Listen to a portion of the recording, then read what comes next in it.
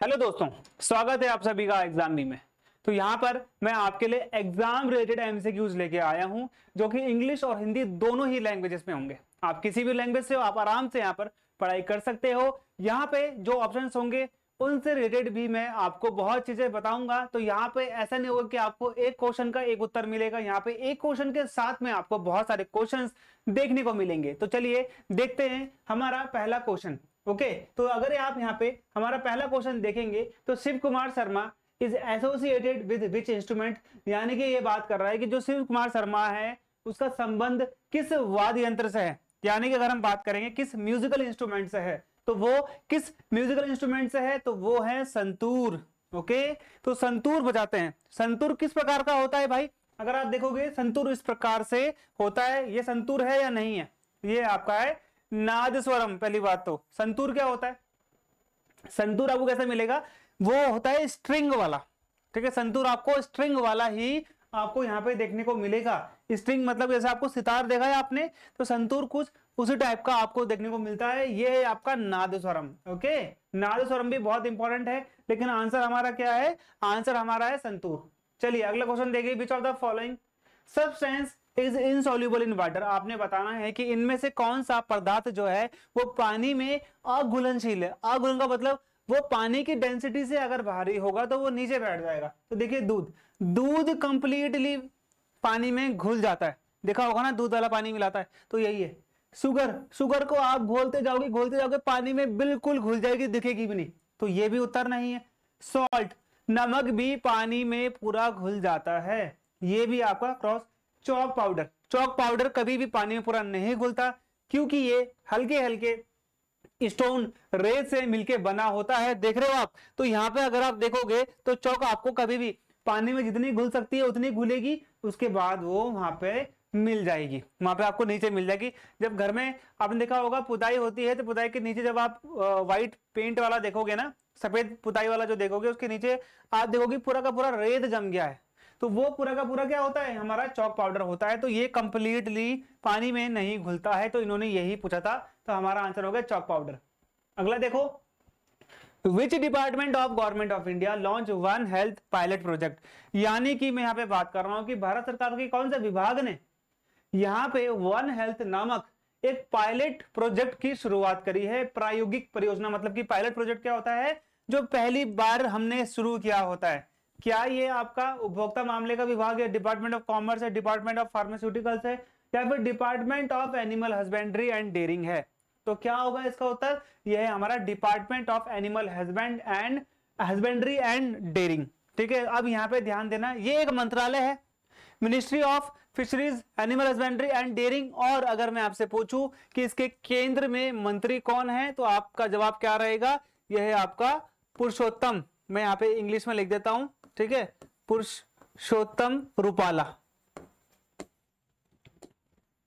Okay, ये clear हो गया आप लोगों को? पुरुषोत्तम रूपाला हमारा यहाँ पे उत्तर हो जाता है। ठीक है, अब आप यहाँ पे अगला क्वेश्चन देखोगे, विच of the following is an example of artificial ecosystem. यहाँ पे आपने बताया निम्नलिखित में से क्या एक कृत्रिम पारिस्थितिकी तंत्र का उदाहरण है। कृत्रिम का मतलब होता है आर्टिफिशियल, जो कि हम लोगों ने बनाया होता है, अपने फायदे के लिए बनाया होता है, या फिर किसी चीज के फायदे के लिए बनाया होता है, लेकिन वो मानव द्वारा जनित होता है, यानी कि उसको बनाया गया है हमारे इकोसिस्टम में आर्टिफिशियली। तो गार्डन, पॉन्ड, लेक या फिर फॉरेस्ट। फॉरेस्ट नेचुरली मिल जाएगा आपको, लेक भी आपको नेचुरली मिल जाएगा, पॉन्ड भी आपको नेचुरली मिल जाएगा। आपको क्या नेचुरली नहीं मिले? गार्डन। गार्डन हम अपने घर में बनाते हैं ना, बगीचा अपने आप बनाते कि यहाँ पे रोज लगेगा, यहाँ पे आलू लगेगा, यहाँ पे थोड़ी सी मैं खेती धनिया उगा लूंगी, यहाँ पे थोड़ा सा मैं मिर्ची का पेड़ उगा लूंगा। तो यहाँ पे ये सब चीजें होती हैं। तो यहाँ पे गार्डन आपको दिख जाएगा, जो कि क्या होता है आपका पर्टिकुलरली एक होता है आपका आर्टिफिशियल इकोसिस्टम। देख लो गार्डन दिख रहा है आपको, आपने बना रखा है। जंगल में इस प्रकार से लगे होंगे? नहीं लगे होंगे। ठीक है, तो ये क्रॉप फील्ड हो गया, जू हो गया, एक्वेरियम हो गया, ये सब मानव ने अपने हिसाब से इकोसिस्टम बना रखा है। अब यहाँ पे है, what is the sex ratio of India as per census 2011। तो जनगणना 2011 के अनुसार आपने बताना है कि यहाँ पर भारत के लिंगानुपात कितना है, सेक्स रेशियो कितना है। तो पहली बात तो ध्यान दो कि भारत में सबसे पहला जो सेंसस था वो कब हुआ था? ये कब हुआ था? 1881 में हुआ था सबसे पहली बात तो। और यहाँ पे ध्यान देना 1872 या फिर 73 के आसपास ये अनऑफिशियली भी हुआ था, ये अनऑफिशियली भी हुआ था, वैसे 1881 में हुआ है। तो ये आप यहाँ पे ध्यान देना, डफरिन था यहाँ पे, ओके। ये था यहाँ पे लॉर्ड मायो। अब सेंसस जो है हर 10 साल के अंतराल में होता है, ये आपको पता है, ये हर 10 साल के अंतराल में होता है। अब यहाँ पे ध्यान देना कि सबसे इंपॉर्टेंट चीजें क्या आती है कि यहाँ पे आपसे 2011 से रिलेटेड बहुत चीजें मिलेंगी। यहाँ पे तो आपसे सेक्स रेशियो पूछा है, लिंगानुपात पूछा है, अगर आपसे लिटरेसी अगर आपने यहाँ पे साक्षरता अगर आपसे पूछा है तो आपने क्या करना है, 74.04% ये साक्षरता है। अगर मैं यहाँ पे बात करता हूं किस चीज की, यहाँ पे अगर मैं बात करता हूं लिंगानुपात की, तो यह है 940 महिलाएं प्रति 1000 पुरुषों में होती हैं, ओके। देखिए यहाँ पे मैंने बताया था 943 इन्होंने यहाँ पे किसमें दिया है, पर्टिकुलरली आगे बढ़ा के दिया है, वैसे एग्जैक्ट ये है, ओके। ये है आपका अप्रोक्स में जो यहाँ पे इन्होंने दिया था, वैसे एग्जैक्ट 943 आता है, ओके। तो ये आप यहाँ पे ध्यान देना कि यहाँ पे आपसे एक क्वेश्चन और पूछा गया है, ठीक है। ये कौन सा क्वेश्चन है, ये आपका which of the following train of India is fastest as per the trial run. देखो यहाँ पे इसका उत्तर क्या है, वंदे भारत एक्सप्रेस। वंदे भारत एक्सप्रेस को हम लोग किस नाम से जानते हैं, हम जानते हैं ट्रेन 18 के नाम से। अब जो इसका सबसे पहला ट्रायल हुआ था ये कब हुआ था, ये ध्यान देना, और कहाँ पे हुआ था। तो इसकी जो सबसे पहली जो ये लाइन चली थी, ये चली थी वाराणसी से दिल्ली के बीच में, और जो इसका ट्रायल हुआ था वो ट्रायल में इसने 181 किलोमीटर पर आवर की स्पीड के हिसाब से इसने ट्रायल पास किया था, ओके। इसको हम ट्रेन 18 कहते हैं, क्योंकि यहाँ पे अगर आप देखोगे तो फरवरी 2019 के आसपास इसका हमने ट्रायल कर दिया था, ओके। अभी भारत में क्या ये सबसे फास्टेस्ट ट्रेन है as per the trial run, तो हाँ जी बिल्कुल, ये आपको सबसे फास्टेस्ट ट्रेन मिलेगी। अब यहाँ पे ध्यान देना कि ये जो ट्रेन है ना, ये आपकी ट्रेन कैसी है, इसे हम बोलते हैं चेयर कार। चेयर कार का मतलब क्या होता है, जहां पे स्लीपर बर्थ नहीं होती। ये बेसिकली उन जगहों के लिए करी गई है जहां पे जो रूट है 5 से 6 घंटे का होता है। तो आप यहाँ पे देखोगे अगर आपको शताब्दी मिलेगी, शताब्दी भी आपकी कैसी है, शताब्दी भी आपको चेयर कार मिलेगी। राजधानी आपकी स्लीपर वाली है, यानी कि यहाँ पे इंसान सो के जा सकता है, दो दिन के सफर भी यहाँ पे कर सकता है इजिली, ओके। तो ये आप यहाँ पे ध्यान देना कि वंदे भारत पर्टिकुलरली अभी तक हमारी सबसे ज्यादा क्या है, स्पीड वाली ट्रेन है, ओके। चलो अगला है अंत्योदय अन्न योजना। अंत्योदय अन्न योजना गवर्नमेंट ने जो लॉन्च करी है, ये किस से लड़ने के लिए लॉन्च करी है, गरीबी, ठीक है, बेरोजगारी, जनसंख्या, या फिर पर्यावरणीय दुर्दशा, ठीक है, यानी कि एनवायरमेंटल डिग्रेडेशन। तो यहाँ पे ध्यान देना, आप क्या हो गया, सरकार द्वारा डैश से लड़ने के लिए अंत्योदय अन्न योजना, तो AAY शुरू की गई थी। तो किसने, अंत्योदय। अब यहाँ पे ध्यान देना अंत्योदय का मतलब क्या होता है, यानी कि गरीब जो होते हैं, गरीबों को यहाँ पे आपने क्या देना है, उनको यहाँ पे आपने क्या करवाना है, पर्टिकुलरली उनको सस्ते दाम पर या फिर आपने उनको फ्री में निशुल्क आपने यहाँ पे उनको अन्न देना है। अन्न लिखा हुआ है ना वहां पे, तो ये गरीबों से लड़ने के लिए होती है। देखो यहाँ पे दिख रहा है आपको 35 kg का राइस मिलेगा आपको पर फैमिली, जो कि आपका 1 रुपए प्रति किलो होगा, ओके। तो ये देखिए कितना सस्ता है। Who among the following personality known by affectionate moniker nightingale of India, ठीक है, nightingale of India pass away in फरवरी 2022। इनको भारत रत्न भी मिल चुका है। सबसे इंपॉर्टेंट चीज यहाँ पर क्या है, यही है नाइटिंगेल ऑफ इंडिया। दो हैं आपके नाइटिंगेल ऑफ इंडिया, एक तो आपके सरोजिनी नायडू है, और नए जमाने नए भारत की नाइटिंगेल ऑफ इंडिया हम किसे कहते हैं, तो ये हो गया आपका लता मंगेशकर। तो लता मंगेशकर का आपका ये क्वेश्चन है, भारत रत्न भी इनको दिया जा चुका है। तो ये आप यहाँ पे ध्यान देना, इनका निधन हो चुका है। बहुत सारे इन्होंने अच्छे अच्छे गाने भी गाए हैं। चलो अगला है, eight which Buddhist site of India did Gautam Buddha first preach the धर्म। धर्म का मतलब धम्म बोल सकते हो आप। अब ध्यान देना, यहाँ पे मैं बुद्ध के जीवन की कुछ चीजें लिख देता हूं, ठीक है। पहली बात तो याद रखना कि इसकी बौद्ध धर्म की शुरुआत किसने करी थी, ये करी थी गौतम बुद्ध ने, ठीक है। गौतम बुद्ध का जन्म कहां पे हुआ था, तो गौतम बुद्ध का जन्म कहां पे हुआ था आप लोग को पता है, तो आप लोग भी रिवाइज करते रहना। तो इनका हुआ था लुम्बिनी कपिलावस्तु में, ठीक है। तो यहाँ पे अगर हम सब सीधा लिख लेंगे तो तो यहाँ पे हम लोग सीधा लिख लेंगे लुम्बिनी। ओके, इनके पिता का नाम क्या था? तो पिता का नाम था सुधोधन। ठीक है, इनकी माता का नाम क्या था? तो इनकी माता का नाम क्या था? याद रखना, त्रिशला था। त्रिशला था कि नहीं था? त्रिशला किसकी माता का नाम था बताइए? ठीक है, इनकी माता का नाम था महामाया। महामाया। त्रिशला किसका नाम था? ये महावीर की माता का नाम था। त्रिशला इनकी माता का नाम था। और त्रिशला किसकी? महावीर की माता का नाम था। महामाया था गौतम बुद्ध की माता का नाम, जिनकी मृत्यु 7 दिन के बाद हो गई थी। और एक और चीज यहाँ पे ध्यान देना कि इनकी जो पालन पोषण था वो गौतमी प्रजापति, जो कि इन्हीं की बहन थी, उन्होंने करा था। अब ये ध्यान देना, ये कब पैदा हुए थे? तो ये कब पैदा हुए थे? ये हुए थे 563 बीसी में पैदा हुए थे। इनकी मृत्यु कब हुई थी? 483 बीसी में इनकी मृत्यु हो गई थी। ओके, ये आप यहाँ पर ध्यान देना। इनकी जो धर्मपत्नी थी उसका नाम क्या था? यशोधरा था। इनके बेटे का नाम क्या था? राहुल। ओके, 29 साल की उम्र में इन्होंने घर त्याग दिया था। 6 वर्ष यानी कि 35 साल में इनको ज्ञान की प्राप्ति हुई थी। तो कहाँ पे उनके ज्ञान की प्राप्ति हुई थी? तो यहाँ पे इनको कहाँ पे ज्ञान की प्राप्ति हुई थी बताओ?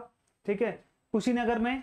कुशीनगर में क्या हुआ था? इनकी मृत्यु हुई थी। बोध गया में इनको ज्ञान की प्राप्ति हुई थी। सारनाथ में इन्होंने सबसे पहला अपना क्या दिया था? उपदेश यहाँ पे दिया था। ओके, तो सारनाथ मैंने आपको यहाँ पे बता दिया है। चलो अगला है, what is the chemical formula of baking soda? Baking soda famous है। बेकिंग सोडा फेमस है, हमेशा आप ध्यान देना, बेकिंग सोडा एसएससी के लिए फेमस है, हर एग्जाम के लिए फेमस है। तो ये हो गया आपका NaCl।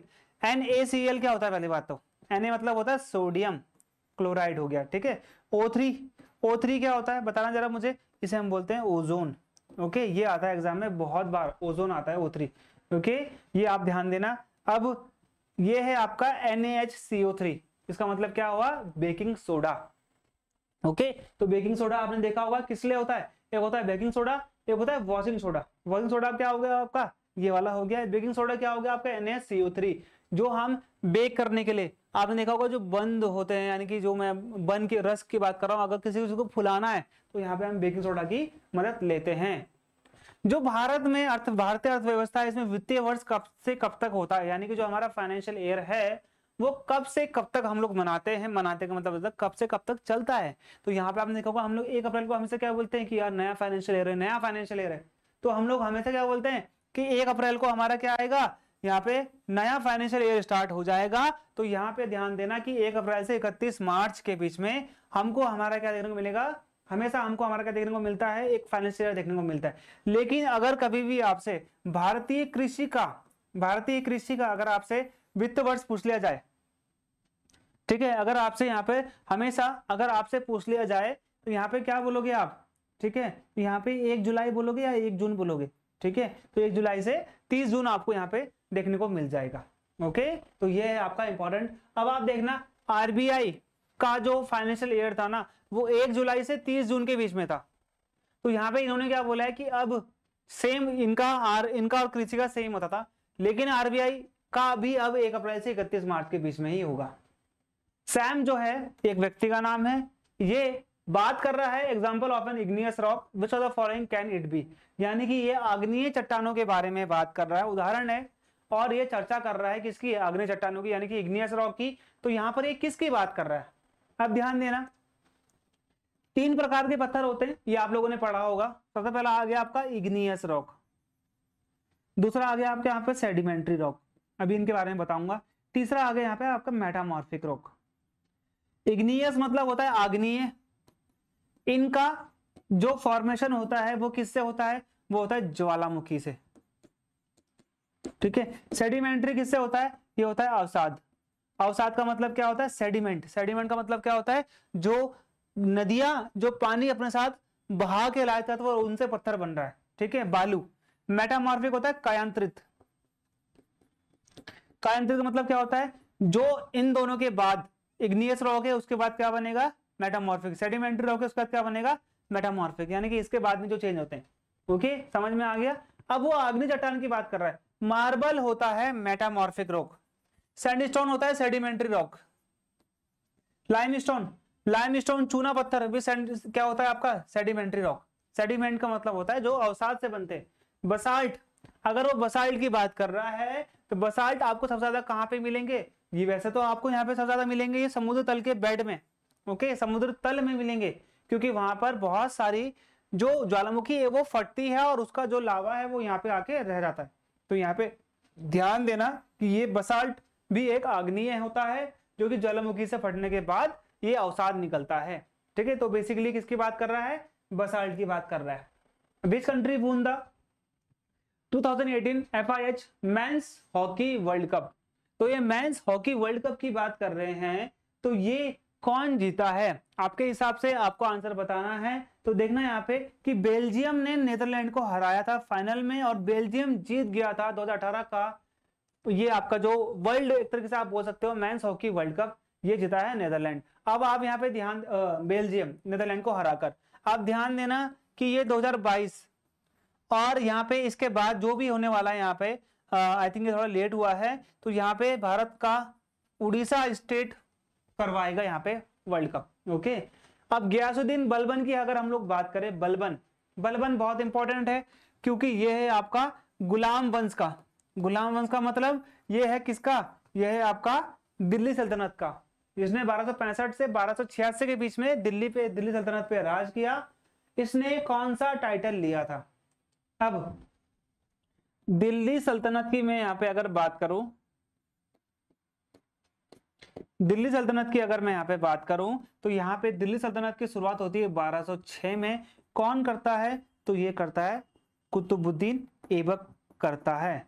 ठीक है, कुतुबुद्दीन ऐबक यहाँ पे इसकी शुरुआत करता है। कुतुबुद्दीन ऐबक की मृत्यु 1210 में हो गई थी और 1210 के बाद 1211 में बनता है इल्तुतमिश, जो कि 1236 तक रहता है। उसके बाद भारत की एकमात्र महिला सुल्तान बनती है 1236 से 1240 के बीच में, इसका नाम था रजिया सुल्तान। उसके बाद कई वर्षों के बाद यहाँ पे बलबन आता है। बलबन ने जो यहाँ पे एक पारसी त्योहार था, इसका नाम था नौरोज। ओके, फारसी त्योहार यहाँ पे नौरोज नामक जो त्योहार था वो उसने शुरू किया था भारत में। इसने सिजदा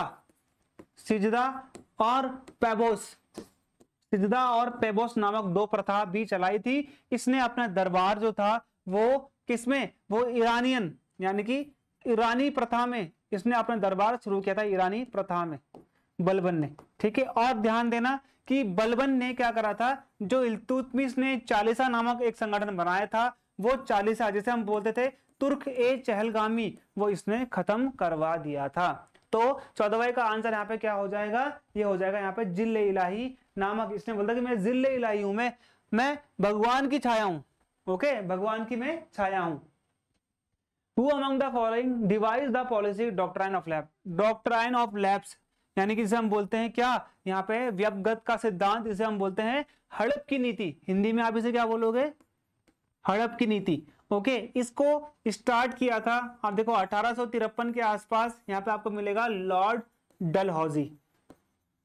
इस लॉर्ड डलहौजी ने, अब आप देखोगे 1853 में भारत में रेलवे लेके आया। 1854 में ये भारत में पोस्ट ऑफिस लेके आया, पोस्ट व्यवस्था ये लेके आया। भारत की जो पहली ट्रेन थी वो कहां से कहां के बीच में चली थी? तो मुंबई से, बॉम्बे से ठाणे के बीच में यहाँ पे ये चली थी। 32-34 किलोमीटर समथिंग थी ये, तो ये आप ध्यान देना। और ये एक मालगाड़ी थी जो कि आपका कोयला और कॉटन लेके जा रही थी। ओके, पहली रेलगाड़ी यहाँ पे डलहौजी के टाइम पे ही चलाई गई है। तो यहाँ पे कौन हो गया हमारा answer? Lord Dalhousie. Lord Canning की अगर हम लोग बात करें तो यहाँ पे ये आप ध्यान देना कि इसको 1858 में भारत का पहला वाइसरॉय नियुक्त करा गया था। ओके, ये लॉर्ड माउंटबेटन भारत के अंतिम विदेशी यानी कि अंतिम ब्रिटिश गवर्नर जनरल आप इसे कह सकते हो। भारत का अंतिम गवर्नर जनरल आप इसे कह सकते हो। लॉर्ड कॉर्नवालिस से बहुत इंपॉर्टेंट चीज है यहाँ पे, आपको परमानेंट सेटलमेंट देखने को मिल जाएगा। ठीक है, कॉर्नवालिस आपका इसलिए इंपॉर्टेंट है। तो यहाँ पे आपका आंसर हो गया। चले, the treaty of Lahore was signed in 1846 between the British empire and. Treaty of Lahore sign होती है पहली बात तो सिख साम्राज्य में। सिख साम्राज्य की स्थापना किसने करी थी? सिख साम्राज्य की स्थापना यहाँ पे साम्राज्य की बात कर रहा हूं मैं, तो रणजीत सिंह ने महाराजा रणजीत सिंह ने। सिख संप्रदाय में यहाँ पे आपको 10 गुरु देखने को मिलेंगे। सिख संप्रदाय, मैं सिख साम्राज्य बोल रहा हूं तो रणजीत सिंह है। अगर सिख संप्रदाय बोल रहा हूं तो सिख संप्रदाय की सबसे पहले गुरु, सबसे पहले संस्थापक कौन थे? तो फर्स्ट गुरु यहां पे ले देता हूं मैं, बताइए। गोविंद सिंह था, गुरु गोविंद सिंह थे या फिर कौन थे?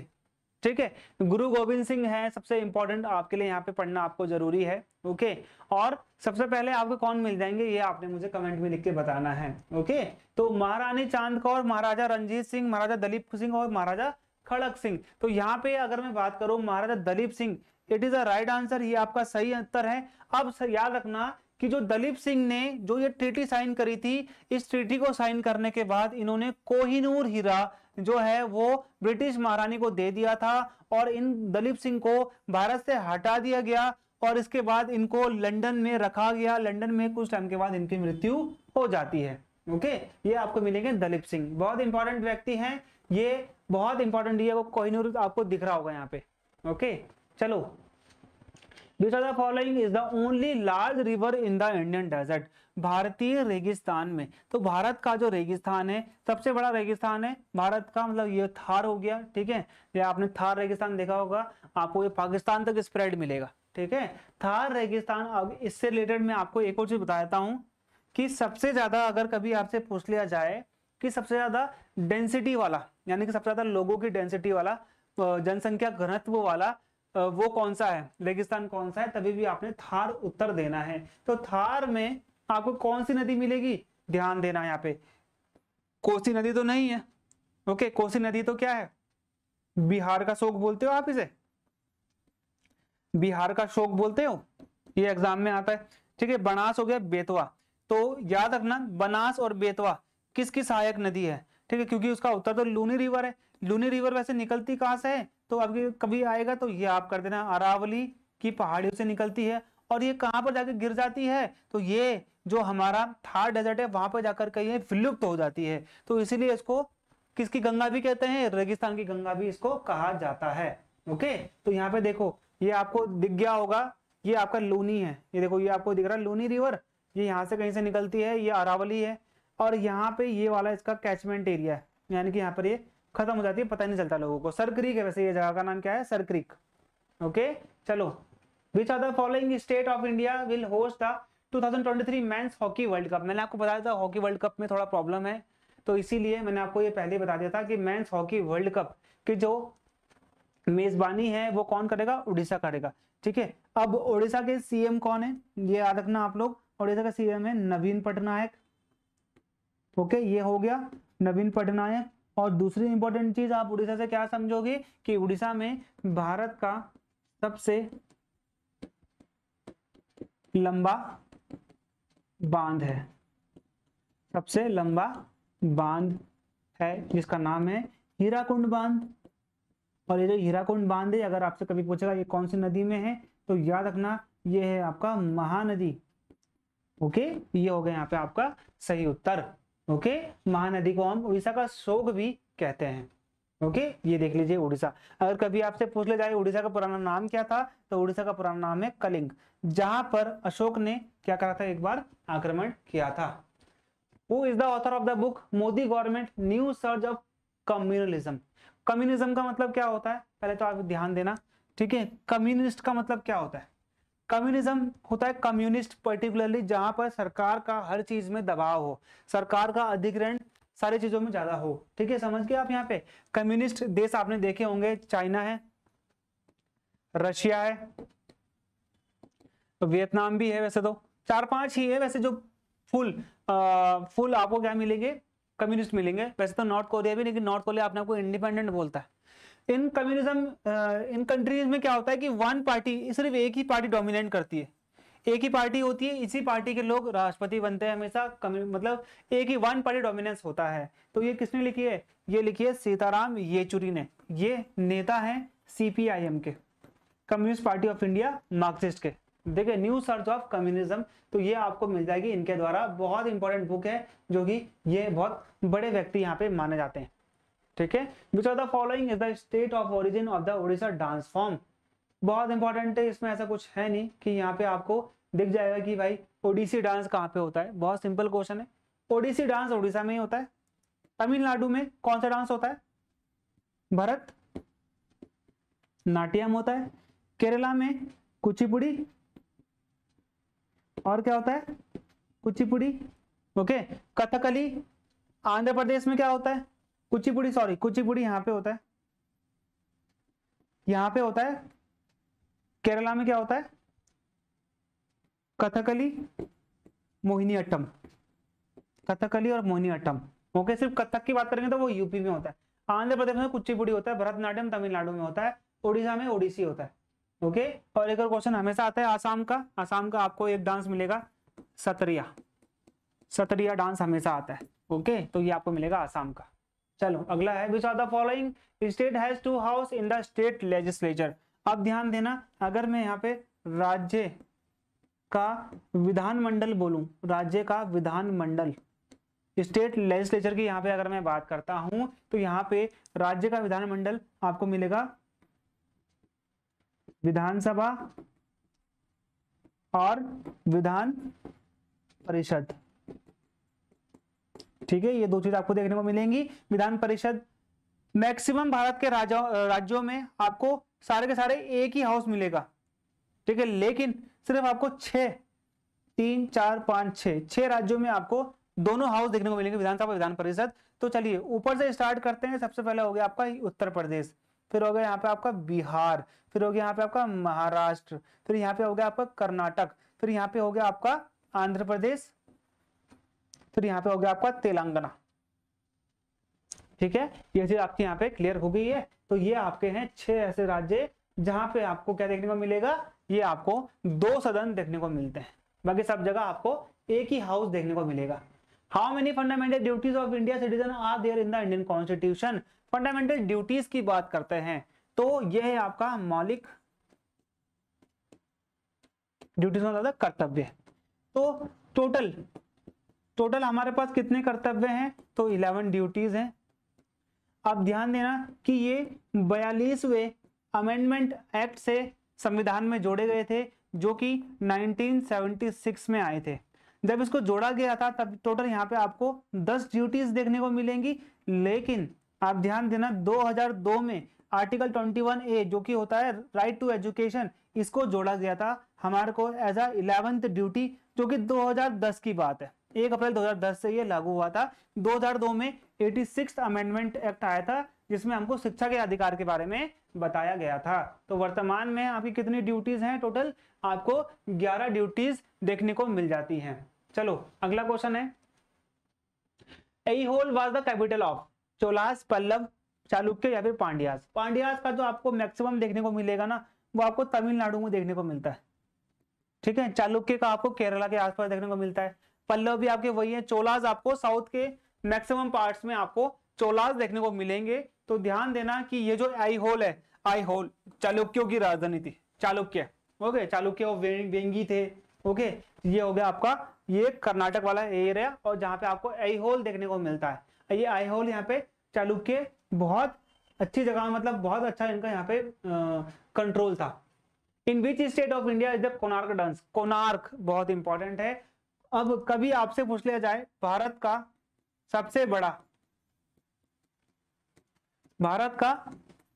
सबसे बड़ा सन टेम्पल यानी कि सूर्य मंदिर, तो कौन सा है? ये आपका है कोणार्क। ठीक है, कहां पर है? ये आपका उड़ीसा में है।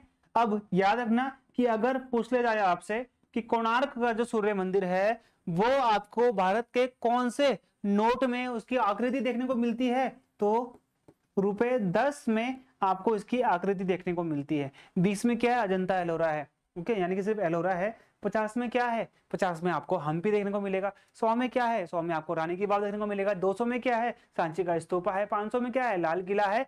2000 में क्या है? मंगलयान है। 2000 का नोट अब पूरी तरीके से बंद हो चुका है। तो यहाँ पे आप ध्यान देना, कोणार्क का आपका क्या होता है? उड़ीसा आपका उत्तर हो जाएगा। ये दिख रहा है आपको, ये पहिया बहुत फेमस है। 10 रुपए के नोट में भी आपको यही मिलेगा। Okay, Sangeet Natak Akademi award also known as the Akademi पुरस्कार, ये किस क्षेत्र के लोगों को मिलता है? संगीत नाटक अकादमी। तो ठीक है, performing arts, literature, social work, journalism, तो ऐसा कुछ है नहीं, मुझे लगता नहीं कि यहाँ पे कोई बहुत ज्यादा आप लोगों के लिए हार्ड होगा। तो ये हो गया आपका परफॉर्मिंग आर्ट्स। परफॉर्मिंग आर्ट्स आपका बहुत चीजें हो सकती है, आपके यहाँ पे ड्राइंग यानी कि आर्ट हो सकता है, यहाँ पे आपका सिंगिंग हो सकता है। परफॉर्मिंग आर्ट्स आपके यहाँ पे बहुत सारी चीजें हो सकती हैं। ओके, तो ये आपने यहाँ पे ध्यान देना है। Sangeet Natak Akademi, which are the following is the standard means by which elections are conducted in India. तो भारत में आपको पता होना चाहिए कि जो इलेक्शंस है वो आपको किस माध्यम से होते हुए दिखाई देंगे। अब ये ध्यान देना कि भारत के पहले मुख्य चुनाव आयुक्त तो वो कौन थे, वो थे सुकुमार सेन। और भारत में आपने देखा होगा ईवीएम से हम लोग क्या करते हैं, वोटिंग करवाते हैं। तो आपका ये आंसर हो गया। अब ध्यान देना कि भारत में पहले जो जनरल इलेक्शन हुए थे 1951 में हुए थे, पहली लोकसभा के चुनाव हुए थे। ओके, अब अगर आपसे पूछ लिया जाए कि जो इलेक्शन कमीशन होता है, इलेक्शन कमीशन आपको भारत के किस संविधान अनुच्छेद के अंदर देखने के, तो 324 के अंतर्गत आपको ये देखने को मिलता है। ओके, चलो एज पर द सेंसस 2011 आपने यहाँ पे बताना है कि कौन सा मेट्रोपॉलिटन सिटी है जो कि सबसे ज्यादा पॉपुलेटेड है अकॉर्डिंग टू द सेंसस 2011। तो सेंसस 2011 के अनुसार आपको कौन सी ज्यादा पॉपुलेटेड मेट्रोपॉलिटन सिटी देखने को मिलती है। सबसे ज्यादा पॉपुलेटेड कौन सी हो गई यहाँ पे, क्या मुंबई है, दिल्ली है, चेन्नई है, कोलकाता। तो मुंबई है। 10 करोड़ की जनसंख्या के साथ आपको मुंबई सबसे ज्यादा पॉपुलेटेड देखने को मिलेगा। इसको अनऑफिशियली, इसको गैर आधिकारिक तौर पर भारत की वित्तीय राजधानी भी कहा जाता है। महाराष्ट्र में ये पड़ता है। महाराष्ट्र के सीएम कौन है, महाराष्ट्र के सीएम कौन है, एकनाथ शिंदे। ये आप यहाँ पे ध्यान देना। Okay, which of the following festival is associated with Rajasthan. तो इनमें से कौन सा आपको राजस्थान में देखने को मिलेगा, गुड़ी पाड़वा, ये है आपका महाराष्ट्र का। ठीक है, बोनालू, बोनालू आपको कहां पे होता है, ये होता है आपका तेलंगाना में। माथो नारंग ये होता है आपका लद्दाख में। बूंदी उत्सव आपको मिलेगा राजस्थान में। ओके, बूंदी उत्सव ये दिख रहा है आपको, ये बूंदी उत्सव यहाँ पे लिखा हुआ भी है। ठीक है, ये आपका बूंदी उत्सव लिखा हुआ भी है। यहाँ पे कुछ इस प्रकार से डांस किया जाता है। Who among the following Indian musician received the best original song award for his composition Slumdog Millionaire। बहुत सिंपल है, इसके लिए इनको ऑस्कर भी दिया गया था। और ये बहुत विख्यात एक तरीके से म्यूजिशियन है, बहुत बड़े संगीतकारों में से एक है, और जिन्होंने यहाँ पे स्लमडॉग मिलियनेयर में अपने गायकी का जलवा भी बिखेरा था। तो ये हैं आपके AR रहमान। ओके, ये हैं आपके AR रहमान, इनको ऑस्कर भी मिल चुका है। अब यहाँ पे पूछ रहा है कि यहाँ पर dash is the international air carrier of India and handles foreign traffic which include both cargo and passenger. अब आपने बताना है कि इनमें से कौन सी ऐसी एयर सर्विस है जो कि इंटरनेशनली भारत को रिप्रेजेंट करता है।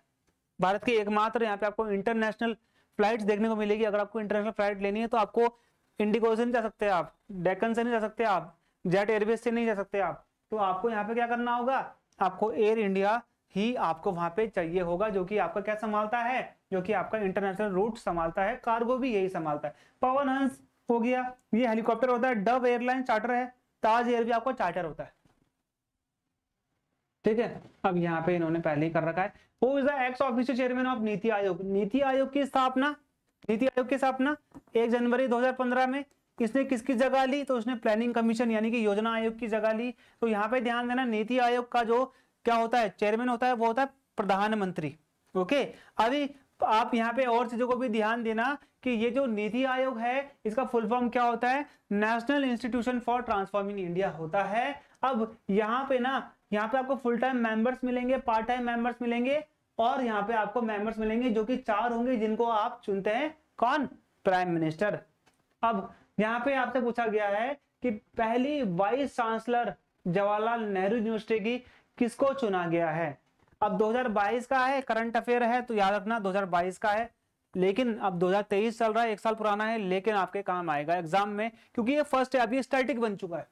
तो ये कौन है, माधुरी दीक्षित तो होगी नहीं, सुप्रिया सुले भी नहीं होगी, स्मृति ईरानी भी नहीं होगी, तो ये कौन है, शांतिश्री धूलिपुदी पंडित। नमिता ने बात करी है मेटामॉर्फिक रॉक के बारे में, तो वो किसके बारे में यहाँ पे बात कर रही है, हेलाइट, मार्बल, लाइमस्टोन, शेल। तो ये बहुत इंपॉर्टेंट है आप लोगों के लिए, क्योंकि वो बात कर रही है पर्टिकुलरली किस चीज की, कायांतरित पत्थर की, जो कि मैं आपको अभी बता चुका हूं। तो पर्टिकुलरली बात कर रही है मार्बल की। ओके, मार्बल होता है कायांतरित, हैलाइट हो गया आपका, लाइमस्टोन तो आपको क्या है, लाइमस्टोन हो गया, शेल हो गया, सेडिमेंट्री रॉक्स होते हैं। ओके, ये आपके सेडिमेंट में आते हैं, ये देख रहा होगा यहाँ पे आप, ये देखो क्वार्टजाइट हो गया, ये सब हो गया। ठीक है, Who among the following was not a ruler of the Tughlaq dynasty, इनमें से तुगलक डायनेस्टी का रूलर कौन सा नहीं है। तुगलक डायनेस्टी की स्थापना होती है 1320 में, और ये 1414 तक ये राज करते हैं। 94 वर्षों तक इनका राज रहता है। सबसे पहले गयासुद्दीन तुगलक इस वंश की स्थापना करता है। ओके, और 5 साल तक राज करता है, केवल 25 तक। उसका इसकी मृत्यु आती, फिर आता है मोहम्मद बिन तुगलक, फिर आता है यहाँ पे आपका फिरोज शाह तुगलक। इसके बाद यहाँ पे छोटे मोटे शासक आते रहते हैं। तो मोहम्मद बिन तुगलक होता है भाई रुकनुद्दीन तुगलक, गयासुद्दीन तुगलक, बिल्कुल। तो यहाँ पे आपको कौन सा आंसर देखने को मिल जाएगा, तो ये होता है रुकनुद्दीन तुगलक, ये नहीं था इनका शासक, तो ये आपका राइट हो गया। ओके, अच्छा अगला, what is the chemical name of the ionic compound NaCl। NaCl sodium chloride. ठीक है, सोडियम क्लोराइड होता है या नहीं है, क्योंकि सोडियम क्लोराइड आपको बहुत बार पेपर में देखने को मिल जाएगा। तो सोडियम क्लोराइड ये क्या हो गया आपका, आप मुझे बताना, क्या इसको हम लोग कॉमन सॉल्ट कहते हैं, क्या नहीं कहते हैं। ठीक है, यस, यहाँ पे आप देख रहे हो कॉमन सॉल्ट के तौर पर, यानी कि जो आपका साधारण नमक होता है उसके तौर पर हम सोडियम क्लोराइड को जानते हैं। Dash indicate the realm of living organism and there interaction with the environment, यानी कि जो हमारा पर्यावरण है उसमें जीवित जीवों का क्षेत्र और उसके साथ जो व्यवहार होता है उसको क्या इंगित करते हैं। एटमॉस्फेयर, ये तो वायुमंडल हो गया। ठीक है, ये बायोस्फीयर, हाइड्रोस्फीयर, लिथोस्फीयर। लिथोस्फीयर हो गया हमारा जमीन, जो हमारे स्थल होता है उसकी पहली परत। हाइड्रोस्फीयर हमारा पानी हो गया। तो बायोस्फीयर में किससे मिलता है इंसान, यानी कि इसका इंटरेक्शन होता है एनवायरमेंट से, हम उसे बोलते हैं बायोस्फीयर, जीव मंडल। ओके, ये आपको जीव मंडल आपको देखने को मिल जाएगा, ये आपका जीव मंडल है। यहाँ पे जानवर है, यहाँ पे पेड़ पौधे हैं, सब कुछ है। स्थल मंडल के अंदर तो सिर्फ मिट्टी है, पत्थर है। वायुमंडल में हवा है, जल मंडल में जल है। तो ये वाला क्षेत्र आपका जल क्या हो गया, जीव मंडल। अब यह है आपका What was the pedestrian path for devotee to wave in the homage stupa called Buddhist architecture। तो ये जो बुद्धिस्ट आर्किटेक्चर होते हैं इसके आसपास आपको चलने का, यानी कि जो स्तूपास होते हैं ना, स्तूपास आपने देखा होगा, स्तूपास डोम शेप के होते हैं। ठीक है, ऐसे स्तूपास आपको देखने को मिल जाएंगे। इसके आसपास ना ऐसा चबूतरा टाइप का होता है चलने के लिए, तो हम उसे क्या कहते हैं, तो हम उसे कहते हैं मेढी। ठीक है, ये एग्जाम में आ रखा है और ये आप देख ही रहे हो, मेढी ये दिख रहा है आपको, ये चलने के लिए, ये मेढी। ये क्या है आपका, सांची का स्तूपा। 200 रुपए के नोट में आपको देखने को मिल जाएगा।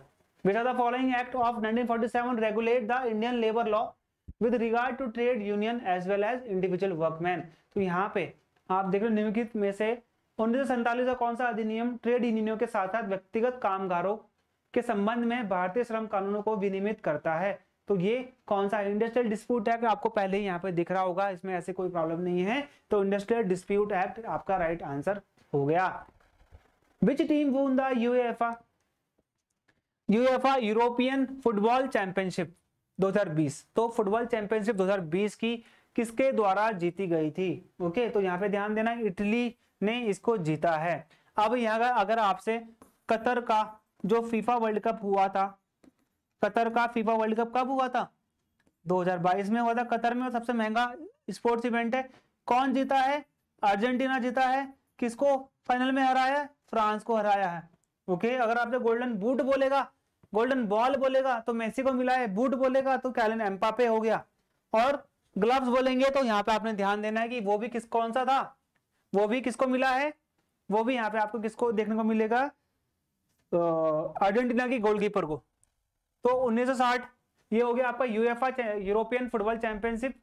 ओके, अब ध्यान देना कि भाई 2016 में फ्रांस ने होस्ट किया था। ओके, ये आपका इटली है विनर अभी तक, यूरोप का भी इटली है। ओके, ये वाला भी, और 2024 वाला भी आपको इटली देखने को मिलेगा, जर्मनी में पर हुआ था। सावी क्वार्शियोरकर से पीड़ित है, तो यहाँ पे आपने बताना है कि वो किसके कारण हुआ था, तो क्वार्शियोरकर। ठीक है, ये आपने बताना है कि वो किसके कारण, तो ये प्रोटीन की कमी से क्वार्शियोरकर होता है। क्या होता है इसमें क्वार्शियोरकर में, ये होता है इसका पेट फूल जाता है, सफेद सफेद दाग हो जाते हैं, और ये होता है एक उसकी आंतें सूख जाती है, उसमें होता है मरेस्मस। ये हो गया आपका क्वाशियोरकर। तो दोनों में अंतर होता है, लेकिन एक में मोटा होता है, एक में पतला होता है। The following modern ruler for the Kalinga war 261। तो यहाँ पे आपने बताना है कि इनमें से कौन से रूलर ने 261 बीसी में यहाँ पे कलिंग पे आक्रमण किया था। अगर कभी आपसे पूछ लिया जाए कि ये जो कलिंग है, ये कलिंग आपको उड़ीसा में मिलेगा, क्योंकि उड़ीसा का पुराना नाम है। कलिंग किस नदी के किनारे है, तो यार ना दया नदी के किनारे था उस टाइम पे। और यहाँ पे जब अशोक ने इस पे आक्रमण किया था, तो अगर आपसे पूछ ले अशोक ने इस पे आक्रमण क्यों किया था, तो आप यहाँ पे लिखना कि उसको हाथी चाहिए थे यहाँ के, क्योंकि इसके हाथी बहुत इंपॉर्टेंट थे। अगर कभी आपसे यहाँ पे पूछ लिया जाए कि जब अशोक ने यहाँ पर आक्रमण किया था, तो यहाँ पे किस वंश का शासक था, तो यहाँ पे छेदी वंश का शासक था। तो छेदी वंश का यहाँ पे शासक आपको देखने को मिल जाएगा। Okay, which of the following ministry launch प्रधानमंत्री श्रम योगी मानधन स्कीम। तो प्रधानमंत्री श्रम योगी मानधन योजना स्कीम किसके द्वारा लॉन्च करी गई थी, तो ये है आपका श्रम और रोजगार मंत्रालय। मिनिस्ट्री ऑफ कॉमर्स किसके पास है, पीयूष गोयल के पास है वर्तमान में। एग्रीकल्चर किसके पास है, नरेंद्र सिंह तोमर के पास है। ये आपका हाउसिंग अर्बन अफेयर्स किसके पास है, तो ये आपका कौन है, ये आपके एक सिख कम्युनिटी के हैं, कौन है, हरदीप सिंह पुरी हो गए। लेबर एंड एम्प्लॉयमेंट के आपने मुझे कमेंट में लिख के बताना है। ओके, ये आपने मुझे कमेंट में लिख के बताना है। Who among the following was awarded the Padma Shri in 2021 for keeping the adivasi dance from Gussadi alive. Gussadi एक आदिवासी डांस है, इसको हमेशा जीवित रखने के लिए इस पे काम करते रहे वो व्यक्ति, इसलिए उनको पद्मश्री 2021 में दिया गया। तो वो आपने बताना है कौन है, तो वो है आपके कनका राजू। ये है आपके यहाँ पे आपको कनका राजू ये देखने को मिल जाएंगे। इन्होंने जो गुसद्दी है इसको हमेशा जीवित रखा। इंडिया से म्यांमार किस ओर से सीमा बनाता है। अब ये हो गया आपका, ठीक है, ये आपका यहाँ पे ये आपको दिख जाएगा। ठीक है, ये आपका यहाँ पे बांग्लादेश, ये आपका म्यांमार। ओके, ये आपका यहाँ पे श्रीलंका, ये यहाँ पे पाकिस्तान, ये यहाँ पे आपका नेपाल, ये यहाँ पे आपका भूटान, इसके पीछे ऊपर वाले यहाँ पे आपका चाइना, ऊपर यहाँ पे आपका अफगानिस्तान। समझ में आ गया। तो ये हो गया आपका म्यांमार। तो म्यांमार से यहाँ पे आपको किस जगह, India is border by Myanmar in, तो ये हमारा ईस्ट से आपको यहाँ पे देखने को मिल जाएगा ईस्ट में। ओके, तो ईस्ट की तरफ ये है। ओके, तो ये आपका म्यांमार आपको देखने को मिल जाएगा। अगर आपसे पूछ लिया जाए कि भारत की सर्वाधिक अंतरराष्ट्रीय सीमा किस देश से बनती है, तो बांग्लादेश से बनती है। कितनी बनती है, 4096 किलोमीटर लंबी बनती है। ओके, अगर आपसे पूछ लिया जाए कि भारत और नेपाल के बीच में जो सैनिक एक्सरसाइज होती है वो कौन सी होती है, तो वो होती है सूर्य किरण होती है।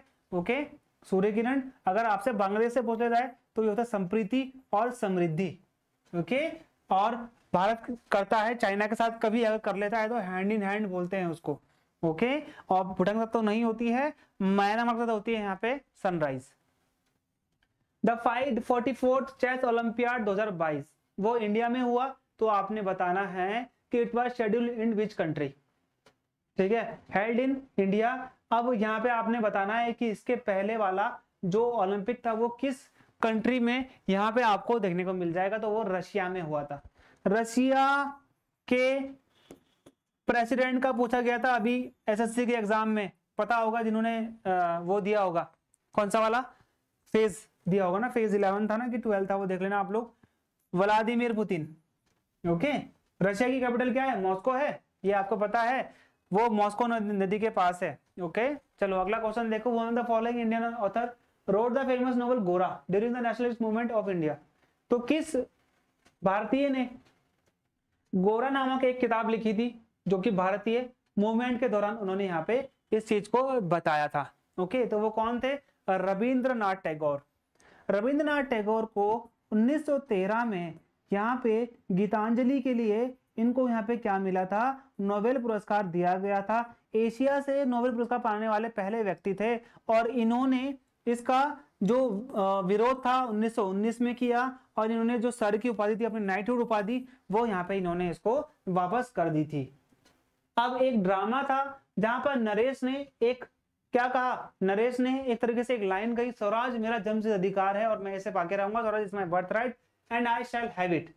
तो यहाँ पर ये जो इसने एक तरीके से आप ये बोल सकते हो नारा दिया है, ये किस का नारा है, किस भारत की का नागा है? अंबिका चरण मजूमदार, लोकमान्य बाल गंगाधर तिलक, महात्मा गांधी या फिर भगत सिंह? भगत सिंह ने इंकलाब जिंदाबाद को बहुत प्रमोट किया था। गांधी जी का क्या है? करो या मरो। ठीक है, ये है आपका करो या मरो। लोकमान्य बीजी तिलक, इनका है यह नारा। ठीक है, अंबिका चरण मजूमदार तो बहुत मतलब ऐसे व्यक्ति थे जहां आपको 1916 में आपको देखने को मिलेंगे। Which article of the constitution of India provide equal protection of the law and equality before the law? यानी कि ये जो आपका इक्वालिटी बिफोर लॉ है, यानी कि धर्म के आगे सभी बराबर हैं। पहली बात तो ये कंसेप्ट हमने जापान से लिया है। ओके, फिर यहाँ पे दूसरी चीज कि आपको कौन से आर्टिकल देखने को मिलेगा? आर्टिकल 18 क्या है? अबॉलिशन ऑफ टाइटल, यानी कि आपको जो टाइटल्स हैं वो आप बिना राष्ट्रपति के मर्जी से आप नहीं ले सकते। ये है आपका आर्टिकल 17। ये है आपका छुआछूत, यानी कि जो आपका अनटचेबिलिटी वो आप नहीं, मतलब अनटचेबिलिटी यहाँ पे बताया गया है। आर्टिकल 19 ये आप क्या है? स्वतंत्रता का अधिकार, राइट टू फ्रीडम। और आर्टिकल 14 आपका क्या है? ये आपका इक्वालिटी बिफोर लॉ है या नहीं है। ठीक है, यहाँ पे आपको जब भी क्वेश्चन देखने को मिलता है वो आपको मिलेगा आर्टिकल 14। ठीक है, ये आर्टिकल 14 क्या है? ये है आपका राइट टू इक्वालिटी। तो इक्वालिटी के अंतर्गत आपको ये देखने को मिल जाएगा। ओके, आप देखो, which of the following is not a regional name for the full और the part of the east coast of India? देखो यहाँ पे ईस्ट कोस्ट में सबसे ऊपर वाला मिलेगा आपको उड़ीसा वाला मिलेगा, उत्कल प्लेन्स। फिर आपको यहाँ पे नीचे वाला मिलेगा, ये आपको कौन सा मिलेगा? कोरोमंडल कोस्ट। ये आपका आंध्र प्रदेश वाला हो गया, चाहे आपका तमिलनाडु वाला हो गया। यहाँ पे आपको नीचे मिलेगा मालाबार। फिर यहाँ पे आपको मिलेगा कोंकण तट। ठीक, कोंकण आपका महाराष्ट्र भी है। फिर आपको मिलेगा गुजरात तट। ओके, कोंकण, ये सब आपने यहाँ पे ध्यान देना है, ये मैं आपको पहले ही बता चुका हूँ। तो यहाँ पे तमिल, मालाबार, ठीक है, उत्कल, उत्कल भी आता है, तमिलनाडु कोस्ट भी बोलते हैं, कोरोमंडल कोस्ट भी बोलते हैं। मालाबार मेरे हिसाब से यहाँ पे नहीं होगा, तो मालाबार ही आपका राइट आंसर है। मालाबार आपको यहाँ पे मिल जाएगा। ओके, कर्नाटक के आसपास, केरला के आसपास। ये दिख गया आपको? ये आपको दिख रहा है, केरला वाला पार्ट आपका मालाबार कोट होता है। कोंकण आपका क्या हो गया? ये आपका महाराष्ट्र से ये आपका कर्नाटक तक। ओके, कोरोमंडल मैंने आपको बताया तमिलनाडु और आंध्र प्रदेश, नॉर्दर्न सिरकार, फिर उत्कल प्लेन आपका उड़ीसा वाला। तो रीता गिद्धा डांस कर रही है, तो आपने बताना है कि ये कौन से डांस को यहाँ पे मतलब किस जगह का डांस कर रही है। तो यहाँ पे अगर रीता परफॉर्म कर रही है गिद्धा डांस, तो ये गिद्धा डांस कहाँ का होता है? ये होता है पंजाब का। राजस्थान का आपने बताया था बूंदी उत्सव हो गया। और क्या होता है यहाँ पे? घूमर। ठीक है, उत्तराखंड में छोलिया, छपेली, बहुत सारे यहाँ पे डांस फॉर्म होते हैं। ठीक है, तो ये है आपके लिए इंपॉर्टेंट, और ये आपने सारे रिवाइज करने हैं।